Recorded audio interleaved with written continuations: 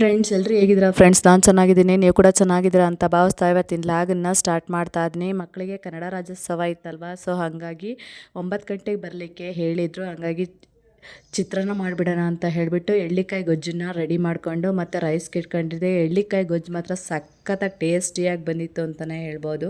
ಹಂಗಾಗಿ ಫಸ್ಟ್ ಮಾಡಿಬಿಡೋಣ, ಮಧ್ಯಾಹ್ನಕ್ಕೆ ಏನೇನೋ ಅಡುಗೆ ಮಾಡೋಣ ಅಂತ ಅಂದ್ಕೊಂಡು ಮಕ್ಕಳನ್ನು ಕಳಿಸ್ಬಿಟ್ರೆ ಆಮೇಲೆ ನನ್ನ ಕೆಲಸ ನಾನು ಮಾಡ್ಕೊಳ್ಬೋದು ಅಂತ ಹೇಳಿಬಿಟ್ಟು ಕಳಿಸಿ ಅವ್ರನ್ನ ತಿಂಡಿ ತಿನ್ಕೊಂಡು ಹೊರಟ್ರು. ನಾನು ಮನೆ ಕೆಲಸ ಮಾಡ್ಕೊಳ್ತಾ ಇದ್ದೀನಿ.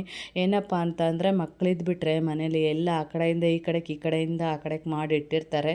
ಕೆಲಸ ಮಾಡಿ ಮಾಡಿ ಸುಸ್ತಾಗಿ ಹೋಗ್ಬಿಡುತ್ತೆ ನೋಡಿ. ಕಾಯಿ ಕೂಡ ಎತ್ತಿಟ್ಟಿಲ್ಲ, ಅದನ್ನು ಕೂಡ ತೋರಿಸ್ತಾ ಇದ್ದೀನಿ.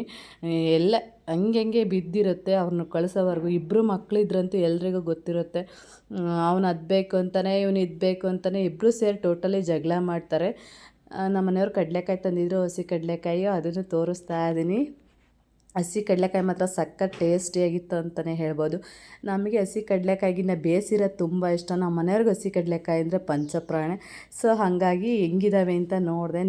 ನನಗೆ ಅಂದರೆ ಹಸಿದಂದರೆ ಎಳೆದಿರುತ್ತಲ್ಲ ಕಡಲೆಕಾಯಿ, ಅದು ತುಂಬಾ ಚೆನ್ನಾಗಿರುತ್ತೆ. ಸೊ ಹಾಗಾಗಿ ಅಲ್ಲಿಟ್ಬಿಟ್ಟು ನಮ್ಮ ಮನೆಯವ್ರು ಬಂದಾಗ ಕೊಡೋಣ ಅಂತ ಹೇಳಿ ಇಟ್ಬಿಟ್ಟು ಮತ್ತು ಮಕ್ಕಳು ಬಂದಾಗ ಬೇಯಿಸ್ಬೇಕಿತ್ತು. ಹಾಗಾಗಿ ಅದನ್ನ ಅಲ್ಲೇ ಇಟ್ಟು ಮನೆ ಕೆಲಸ ಮಾಡ್ಕೊಳ್ತಾ ಇದ್ದೀನಿ. ಏನು ಗೊತ್ತಾ ಫ್ರೆಂಡ್ಸ್, 12:30 1 ಗಂಟೆ ಆದರೂ ಮನೆ ಕೆಲಸ ಮುಗಿಯಲ್ಲ. ಮನೇಲಿ ಇರ್ತೀವಿ ಇನ್ನೊಂದೇ.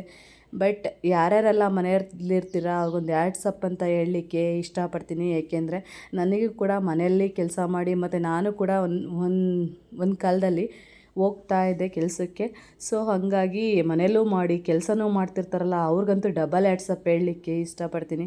ಏಕೆಂದರೆ ಮನೇಲಿ ಮಕ್ಕಳನ್ನ ನೋಡಿಕೊಂಡು ಅಡುಗೆ ತಿಂಡಿ ಮಾಡಿಕೊಂಡು ಮನೆ ಕ್ಲೀನ್ ಮಾಡಿಕೊಂಡು ಮಾಡೋದಿರುತ್ತಲ್ಲ, ತುಂಬಾ ಕಷ್ಟ ನೋಡಿರಿ. ಬೆಳಿಗ್ಗೆಯಿಂದಲೂ ಹಿಂಗೆ ಎಸ್ತು ಹೋಗಿರ್ತಾರೆ.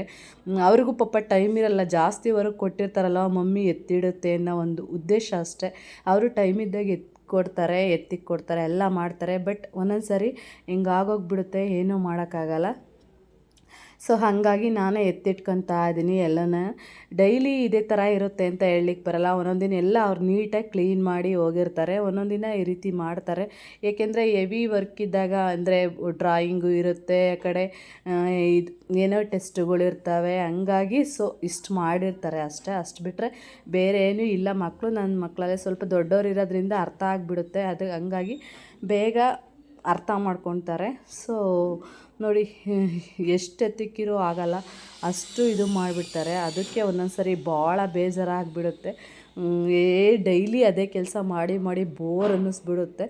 ಸೊ ಇವತ್ತೇನಪ್ಪ ಅಂತಂದರೆ ಕ್ಲೀನ್ ಮಾಡಿಬಿಟ್ಟು ಎತ್ತಿಟ್ಕೊಂಡ್ರೆ ಬೇಗ ಮಕ್ಕಳು ಬೇಗ ಬಂದರೆ ಅಂದರೆ ರೆಮಿಡಿಯಲ್ಲಿರುತ್ತೆ. ಒಂದೊಂದು ದಿನ 4:45 ಆಗುತ್ತೆ.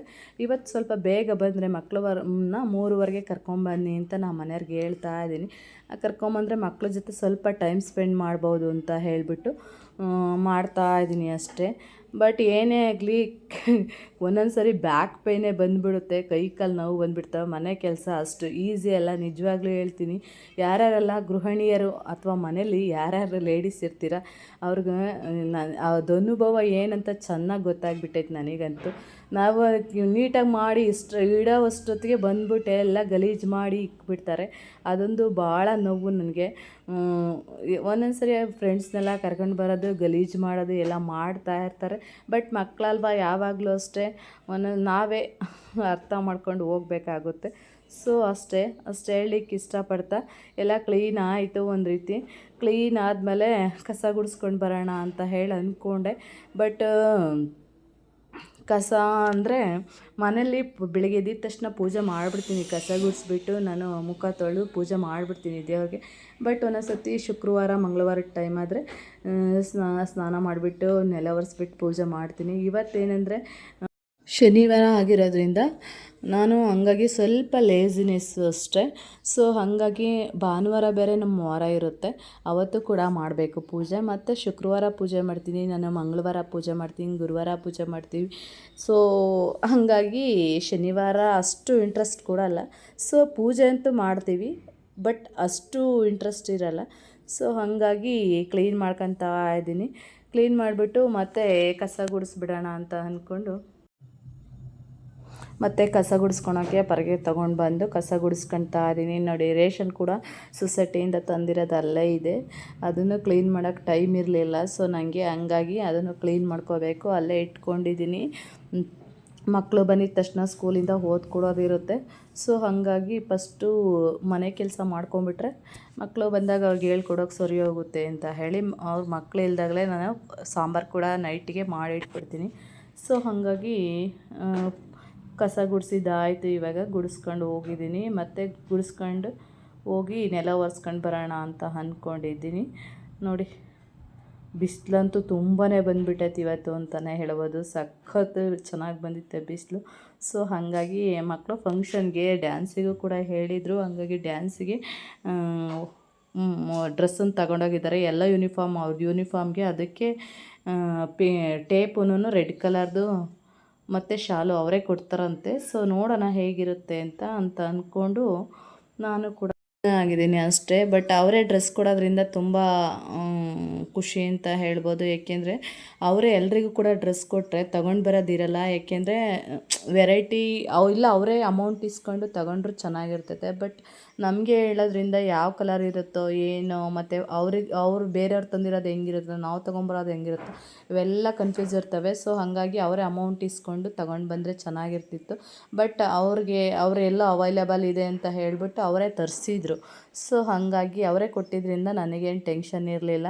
ಪಾತ್ರೆಗಳಿದ್ವು, ಸ್ವಲ್ಪ ಪಾತ್ರೆಗಳು ತೊಳ್ಕೊಂಡು ಮತ್ತು ಆಯಿಲ್ ಕ್ಯಾನನ್ನು ಕ್ಲೀನ್ ಮಾಡೋಣ ಅಂತ ಅಂದ್ಕೊಂಡ್ಬಿಟ್ಟು ಅದನ್ನು ಕೂಡ ಕ್ಲೀನ್ ಮಾಡ್ಕೊತಾ ಇದ್ದೀನಿ. ಸ್ವಲ್ಪ ಹೊತ್ತು ಕ್ಲೀನ್ ಮಾಡಿಕೊಂಡು ಮತ್ತು ನೆಲ ಒರೆಸ್ಕೊಂಬಂದುಬಿಡಬೇಕು. ನೆಲ ಒರೆಸ್ಬಿಟ್ರೆ ಸ್ವಲ್ಪ ಒಂದು 90% ಕೆಲಸ ಕ್ಲಿಯರ್ ಆದಂಗೆ.